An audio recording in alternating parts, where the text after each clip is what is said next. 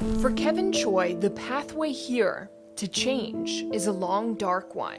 My parents they stopped recognizing their kid, and I would stop recognizing myself, I had burned pretty much every single bridge I could. His story of opioid addiction. Finally got injured playing football, broke my elbow, got some prescription painkillers, and it just kind of stayed with me. Is far too common these days. I grew up in a very traditional Korean home.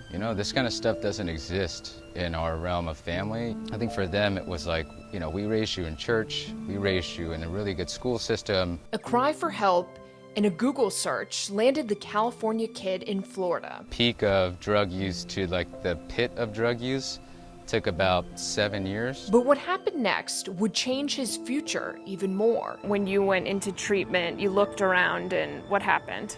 Nobody looked like me.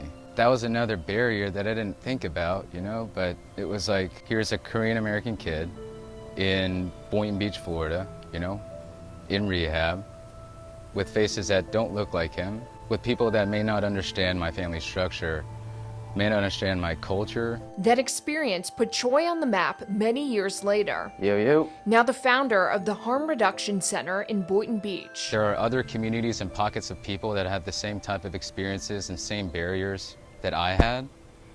It may not be the fact that they're Asian Americans, it could be that, they're Haitian Americans. A drive and focus to provide accessibility for all. He just did a microscopic study of his facility. This is another waiting room that we have. On our commercial basis, I would say less than 20% are seeking help that are minorities. It's a big problem. Reverend Ray Whiteley, Preaching the gospel of the kingdom. an organizer for Faith in Florida, is tackling the problem alongside Choi. Using our churches as that safe space that they could come to and having conversations like these.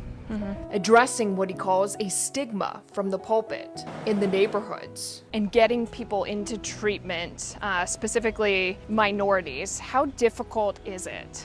It's been difficult because you have a lot of barriers that's stopping minorities from actually accessing treatment. One is the cost. Two is the stigma that's attached to what's happening now. We really have to talk about accessibility to mental health and drug addiction. That accessibility and discussion is something the T. Leroy Jefferson Medical Society is taking on.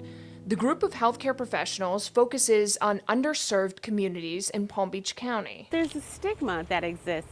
Sometimes we have to breach somehow when it comes to people of color because sometimes you don't want to admit that there's a problem. Sometimes we take it upon ourselves. If you look at the numbers, it shows that their outcomes aren't as good as they could be.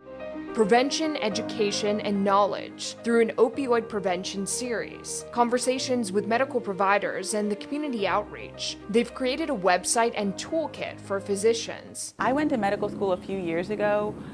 We talked nothing about addiction. Dr. Tiffany McCullough, an emergency physician, works with T. Leroy and believes it needs to be addressed on the doctor front as well. So these days we think of addiction as a disease. Part of the problem is that if you don't truly understand that and you don't truly believe that, then you have a hard time living that and transferring that kind of information to your patients. A newfound focus on solutions. Once opioid problems became a problem for everybody, for the general population, and honestly for white suburban America, it became a bigger issue. Now it's a war on drugs. We are seeing that people are responding differently. We've done what we need to do to gain access to therapists, doctors that speak both languages, and so that's what we need to do as administrators. And